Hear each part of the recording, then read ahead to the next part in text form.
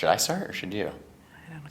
Okay, so let me start. It was the first meditation of the week. Hang on, let's say first, this is your first time? Yeah, first time. At an event, and say my first time at an event. And we didn't know each other? Yeah, we didn't know each other. No.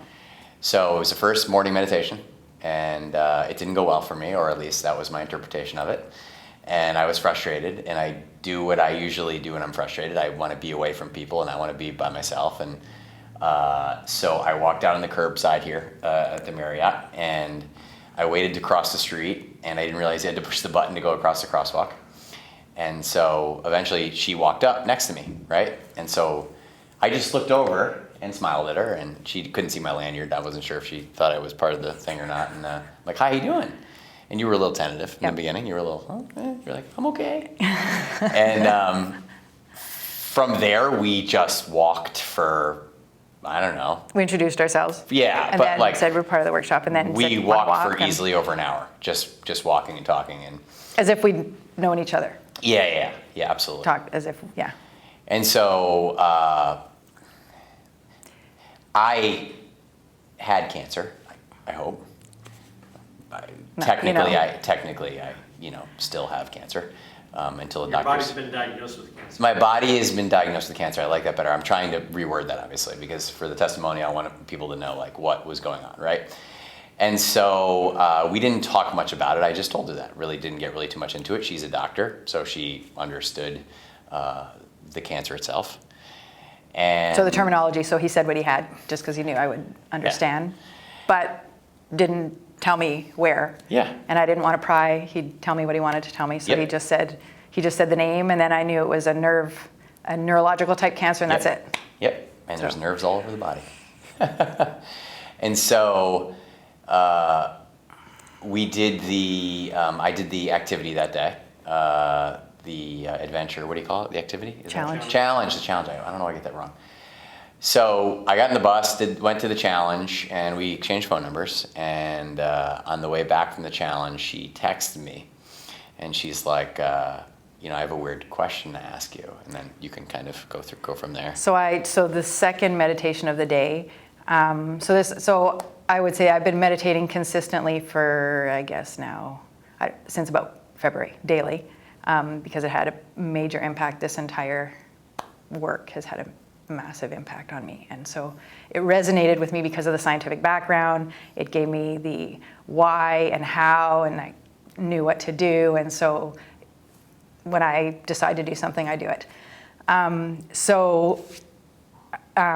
the first meditation, I found I was struggling a little bit. And the second one, I was able to get into a little bit more. And well, because you were struggling, that's why we met.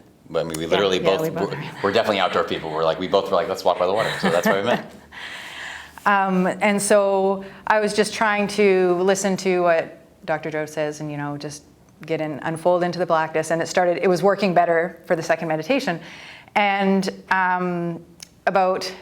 again, timing is all, I don't even know what time, but it was for a little while, I'd say maybe half an hour. And then suddenly I started to feel this distinct squeezing pain in my lower cervical and upper thoracic vertebrae, my spine.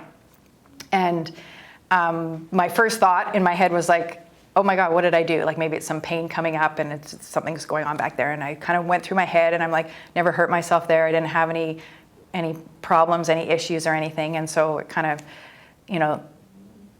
I realized that that's not it. And then I have no idea why, but the thought came into my head, I wonder if that's where Court's cancer is.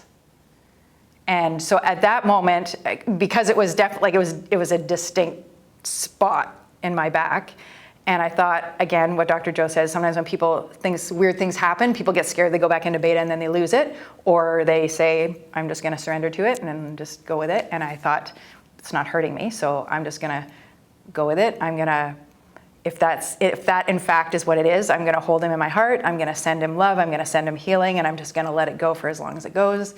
And that's what I did, and I'm gonna guess it went for about 20 minutes or so, I think, till we lay down, because that tends to break a little bit of my focus. And so that's what happened. And then I thought, okay, that's really weird. Again, the analytical mind and the kind of logical, I haven't seen anything like this before, even though you hear testimonials, until you experience something, it's still it's hard to grasp. So I was kind of wondering whether I should say something to him, and then I'm like, oh, you know what, screw it. I sent him a text message and said, I have a really weird question to ask you. I said, yeah, it's probably better in person. I'll wait till you get back. And so he's like, no, what is it? So I'm like, okay, well, I said, where exactly is your cancer in your body, physically? And then I wanted to tell him first, because I didn't want him to say, oh, here it is, and then I tell him what happened, that, you know, it was planted or whatever. So I said, it's just really weird, because during my second meditation, and I just explained what I explained. And so then you can say how you received it. Yeah, On the bus. so she text messaged me, and she's like, you know, is your cancer, I had a weird pain in my lower cervical and upper thoracic. And so in June, the end of June, I had radiation from my C4 to my T2. Like that like couldn't be more exact.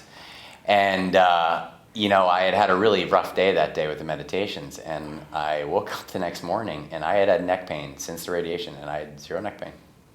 Zero. It was so wild. I woke up, I was like, did that really just happen? Did that really just, it was the craziest thing. So that was a big deal, and for me, like there's a deeper interpretation of it too, because I walked out that day like I usually do. Like I've been trying to tackle this thing myself, pushing people away from me, not letting anyone help me. And help was literally forced on me that day. It was like, you're waiting right there, someone's coming along, and someone's going to let you know that you're not alone. And not only that, she's going to absorb the pain of your freaking what's going on in your neck. And so yeah, that's what happened. There was clearly a connection. There was a connection that we had, but that we all have, that somehow we were both vibrating at the same frequency and attracted each other. And I don't know, I was just able to pull that from him subconsciously, or not yet, definitely not consciously.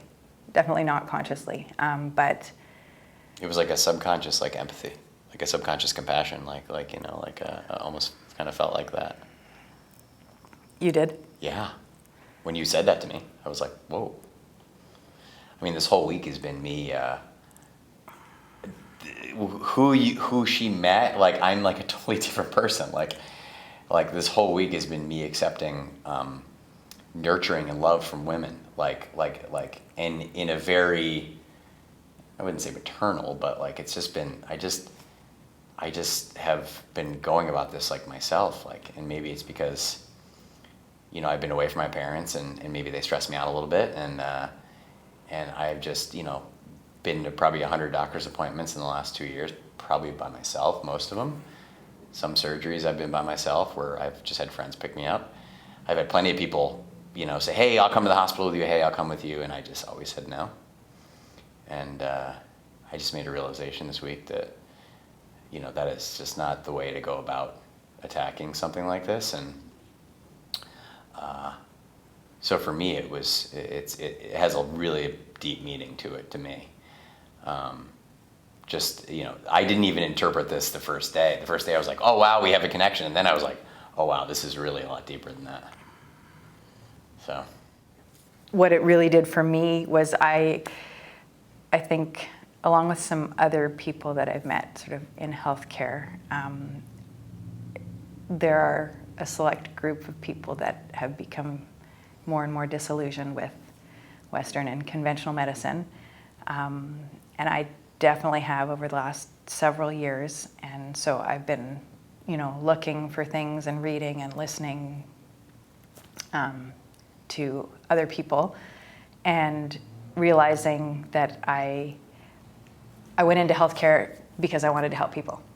And now feeling like I'm not doing what I went in it to do.